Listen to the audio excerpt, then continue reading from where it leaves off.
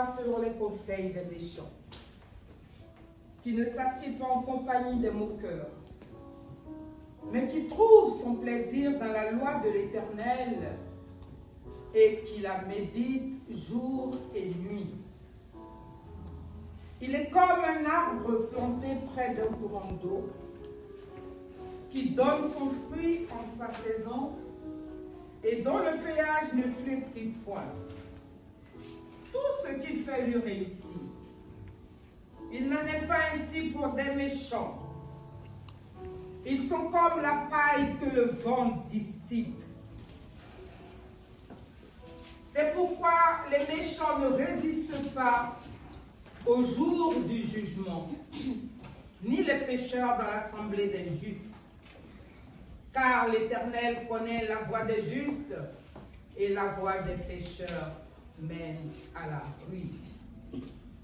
Frères et sœurs bien-aimés, c'est par ces versets du psaume 1 que je voudrais vous saluer. La grâce et la paix vous sont données de la part de Dieu le Père, qui est, qui était et qui vient, et de Jésus-Christ, le témoin fidèle, le ressuscité. Amen. Alléluia. Amen.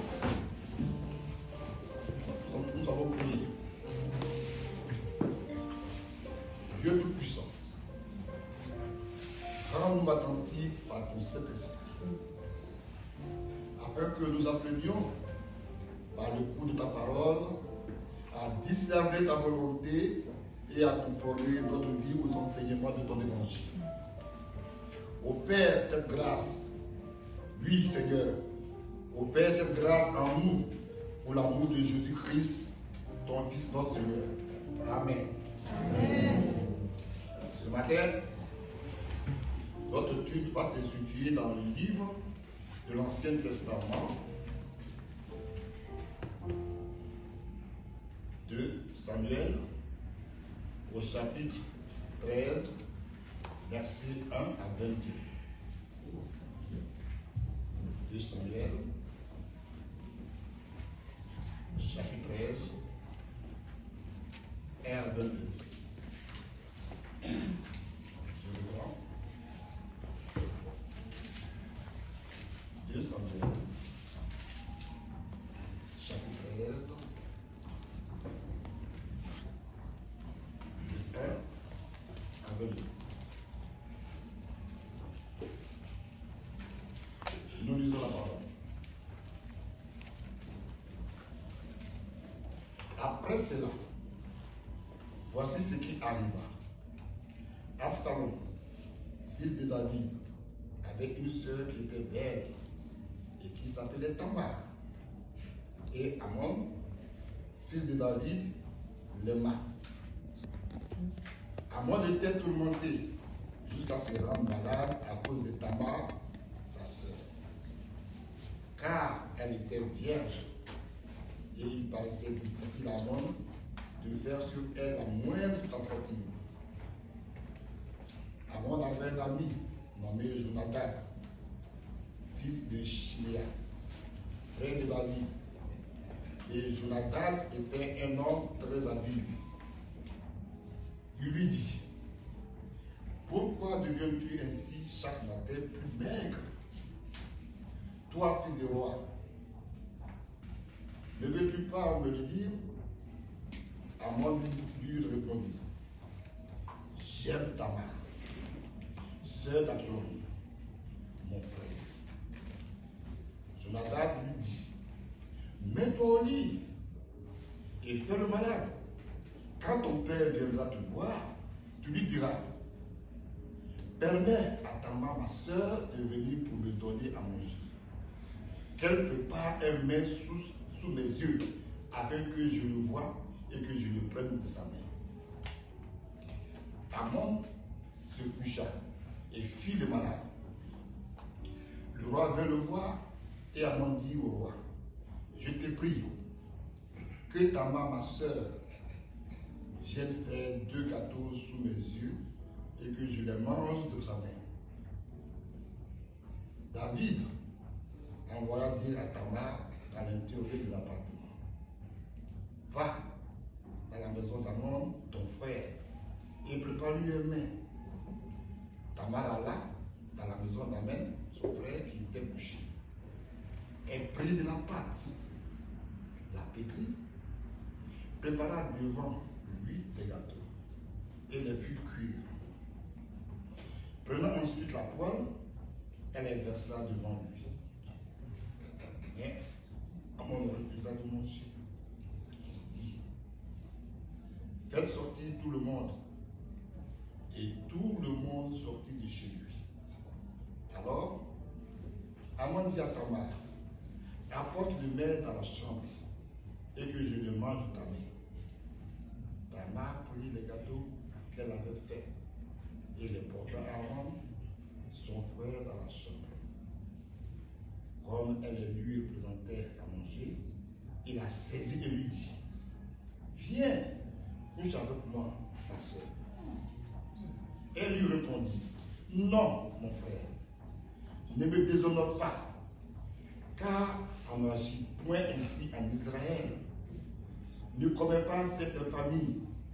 Où irai-je, moi, avec ma honte? Et toi, tu serais comme l'un des infâmes en Israël. Maintenant, je te prie, parle au roi, et il ne s'opposera pas à ce que je sois à toi. Mais il ne voulut pas l'écouter. Il lui fit violence, la déshonora et coucha avec elle. Puis Amon eut pour elle une forte aversion, plus forte que n'avait été son amour. Et il lui dit, lève-toi, va-t'en. Elle lui répondit, n'augmente pas à mes chansons le mal que tu m'as déjà fait. Il ne voulut pas l'écouter et appelant le garçon qui le servait, il dit, qu'on éloigne de moi cette femme et qu'on la mette dehors et ferme la porte après elle. Elle avait une tunique de plusieurs couleurs, car c'était le vêtement que portaient les filles du roi aussi longtemps qu'elles étaient vierges. Le serviteur d'Amon l'a mis au dehors et ferma la porte après elle. Tamar répandit de la cendre sur sa tête et déchira sa tunique bigarrée. Elle mit la main sur sa tête et s'en alla en poussant des cris. Absalom, son frère, lui dit, Amon, ton frère, a-t-il été avec toi? Maintenant, ma soeur, tais-toi, c'est ton frère. Ne prends pas cette affaire trop à cœur.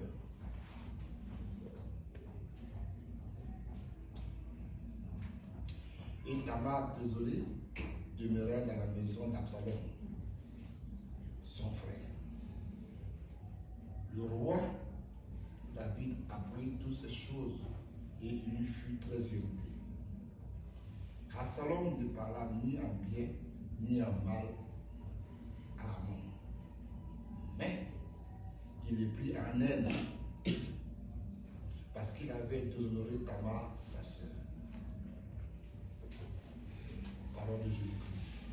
Amen. Amen. Éternel notre Dieu, toi qui as créé ce temps,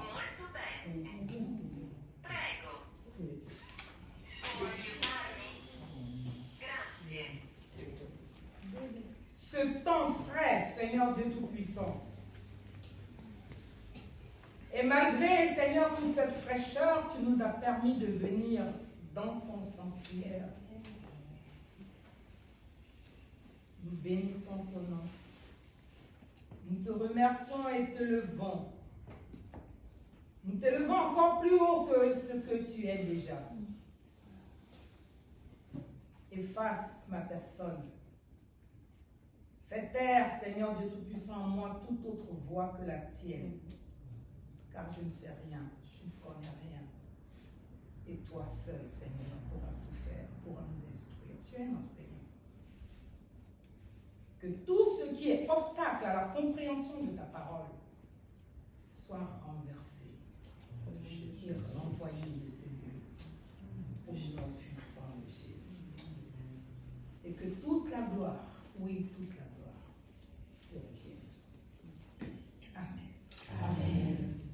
Bien-aimés, je vous salue dans le précieux nom de notre Seigneur Jésus-Christ. Le Sauveur, le ressuscité. Mon seul appui, c'est l'amour céleste.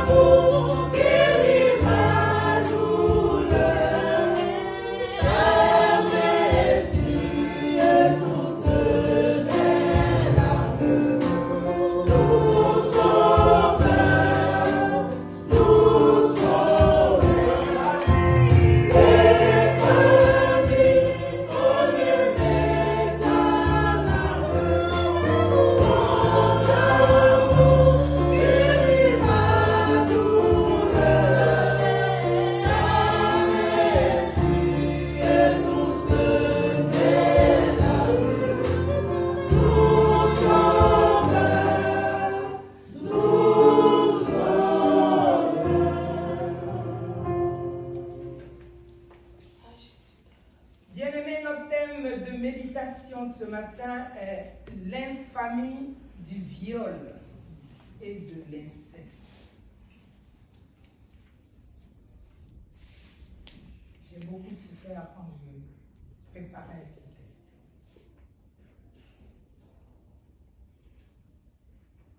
Nous venons de lire le test en 2 Samuel 13, les versets 1 à 22.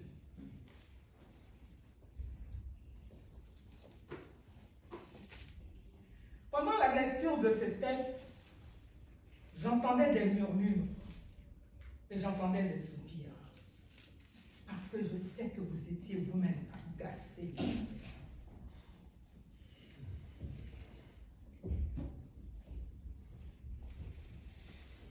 Pour mieux comprendre notre test, nous allons donner la définition des 3 mots de notre thème.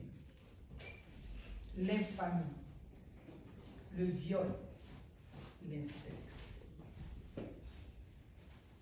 L'infamie, c'est une atteinte morale infligée à l'honneur et à la réputation, soit par la loi, soit par l'opinion publique. C'est le caractère déshonorant, honteux, vil d'une chose ou d'un acte. C'est une abomination, atrocité, bassesse, horreur, ignominie, une indignité, monstruosité, un scandale. Le viol, c'est un acte sexuel commis sur une personne sans son consentement. Il est fait avec force, violence, la surprise, la menace, la ruse et par contrainte. Et l'inceste, c'est un rapport sexuel entre 2 personnes apparentées, les membres d'une même famille. Par exemple, entre un frère et une sœur, un père et sa fille, un grand-père et sa petite fille. Quelle horreur.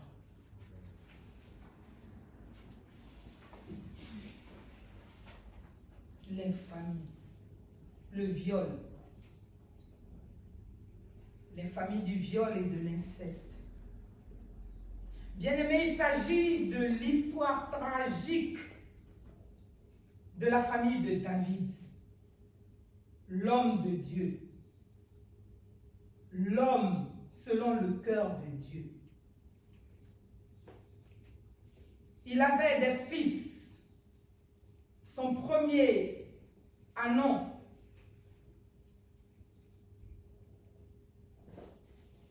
et le troisième, Absalom. Amnon avait un cousin méchant, cynique, avec de mauvaises pensées.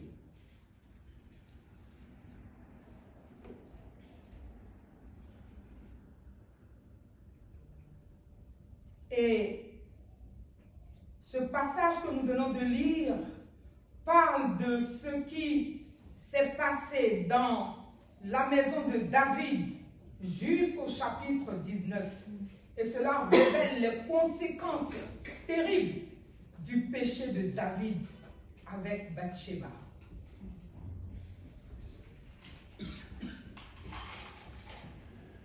David a péché sexuellement avec la femme de l'un de ses soldats, Uri. Vous connaissez tous l'histoire. Amnon, l'un de ses fils, montra le même manque de retenue lorsqu'il viola sa demi-sœur Tamar, petite sœur d'Absalom. À la place d'Absalom, vous aurez fait quoi? La passion d'Amnon pour Tamar déclencha un vrai désastre dans la famille. La Bible nous dit que Tamar était belle et Amnon en était obsédé jusqu'à se rendre malade. Néanmoins, il ne pouvait pas l'approcher parce que chez les Juifs,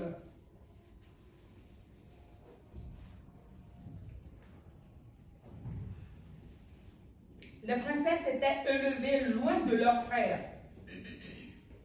Elles étaient surveillées, bien surveillées, par une ou plusieurs personnes. Pourquoi? Afin de préserver leur virginité. Car cela avait beaucoup de valeur aux yeux des Israélites. Il était très difficile à une jeune femme qui n'était pas vierge de se marier. Cette coutume avait donc pour but d'arrêter la débauche et l'immoralité. Malheureusement, certaines jeunes femmes aujourd'hui ont un point de vue opposé et considèrent la virginité comme une honte.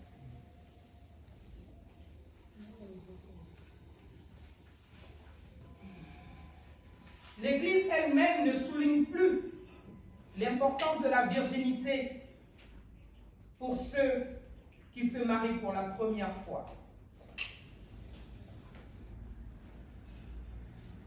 Yehonadab, cousin d'Amnon, décida d'aider son ami à satisfaire sa convoitise. Et donc ensemble, ils mettent un plan diabolique en place, qui est le suivant. Amnon ferait semblant d'être malade et il supplierait Tamar, que Tamar soit autorisée à venir le nourrir. Et leur ruse a fonctionné. Et le roi David envoya Tamar, sa fille, belle-fille, auprès de son frère pour le soigner. Alors Amnon saisit l'occasion et viole Tamar, malgré ses cris, malgré ses appels à la clémence. Il la violenta. Il la violenta. Il est clair qu'elle a lutté pour éviter ce déshonneur, mais il ne voulut pas l'écouter.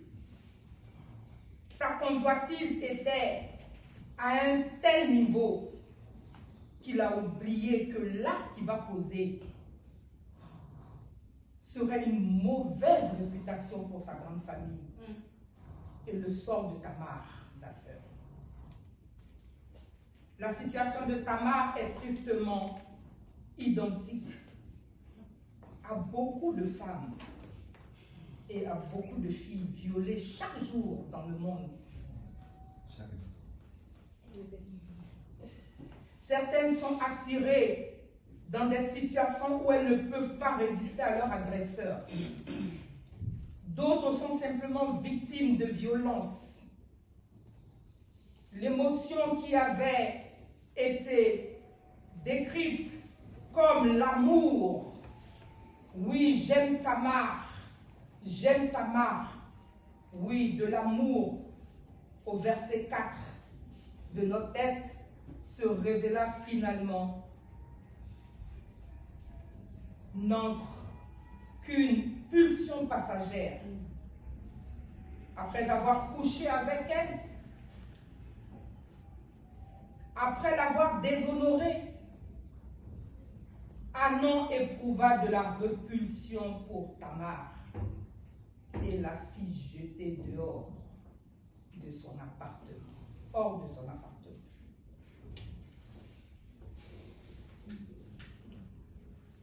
Ayant perdu sa virginité,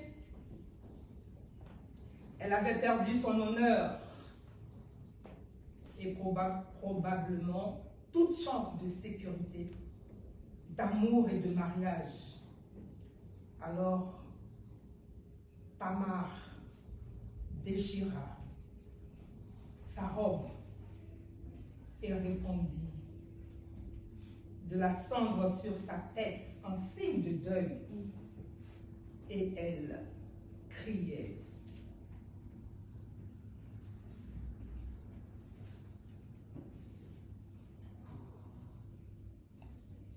Mon cœur voudrait t'aimer. Elle appelait son Dieu, mon cœur voudrait t'aimer, parce qu'elle avait été déshonorée.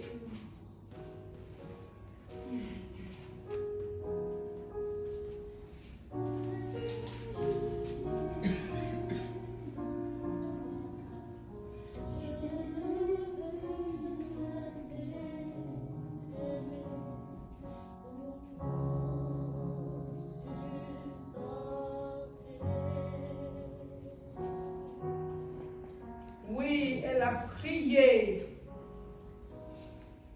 Mon cœur voudrait t'aimer, Seigneur. Oui, mon cœur voudrait assez t'aimer pour pouvoir supporter cette ignominie, pour pouvoir supporter ce mal. Oui, pour pouvoir supporter cette beauté ternie.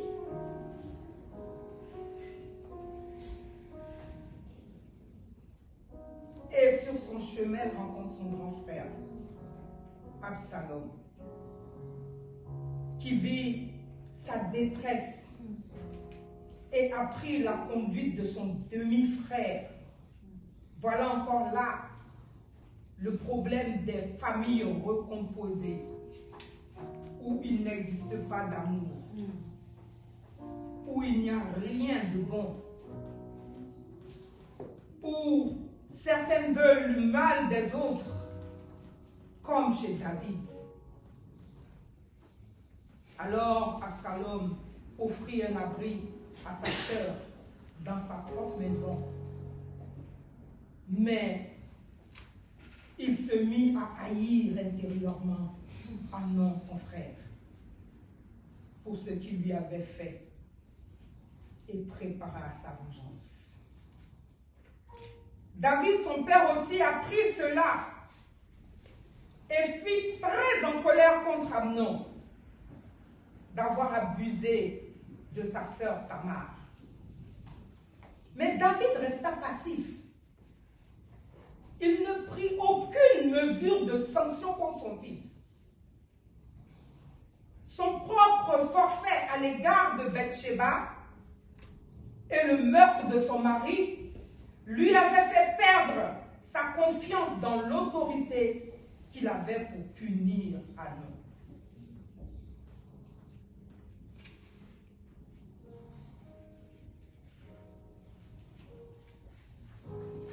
Dieu nous a donné des enfants pour que nous les surveillions, pour que nous leur parlons, pour que nous leur apprenions de bonnes choses. Donc face aux erreurs de nos enfants, il est de notre devoir de leur dire non, ça c'est pas ça, ça c'est bon. Notre Dieu est bon. Il est fidèle. Il est juste. David était son enfant chéri. L'enfant chéri de Dieu. L'homme selon le cœur, son cœur. Mais il n'a pas échappé au jugement de son Père céleste après son forfait avec Bathsheba. Il pensait être caché. Il tenait à la dissimuler. Mais le prophète Nathan fut envoyé auprès de lui pour lui révéler cela. En 2 Samuel 11 et 12. Beaucoup d'entre nous, nous agissons comme David et essayons de cacher nos péchés aux autres. Mais contrairement à David, lorsque nous sommes confrontés au mal que nous commettons, nous ne tombons pas face contre terre pour nous confesser. Au lieu de cela, nous nous justifions haut et fort. Nous choisissons humblement de crier à Dieu pour qu'il nous accorde sa miséricorde. Non, nous faisons autre chose. Plutôt que de partir loin de l'église pour avoir la tranquillité selon nous, pour vivre comme le monde, David, lui, a reconnu son tort et s'est repenti dans le psaume 51. Il a supplié Dieu et a reçu la miséricorde de son Dieu. Malheureusement, il n'a pas parlé à ses enfants. Il n'a pas formé ses enfants à éviter toutes ces erreurs que lui-même a faites. Et il a beaucoup souffert de la réputation des fautes de ses enfants. Aussi, nous ne nous lassons pas de conduire nos enfants. Nous ne nous laissons pas conduire par les mauvais conseillers, comme le mauvais cousin d'Amnon, qui a eu l'idée de donner conseil à son cousin, sachant très bien que c'était sa sœur. C'est à agir ainsi. Prenons le temps devant l'Éternel, bien-aimés, pour nous conduire correctement comme Jésus l'a fait face au diable après ses 40 jours de jeûne. Il ne s'est pas laissé tenter et il a su repousser le diable, l'Éternel menteur. Prions, bien-aimés, pour nos enfants, afin que Dieu les protège et les éloigne des méchants et du diable menteur. Le monde va mal et nous devons demeurer toujours au pied de notre Seigneur pour échapper aux terribles tentations de ce monde. Pour rendre amour et de grâce.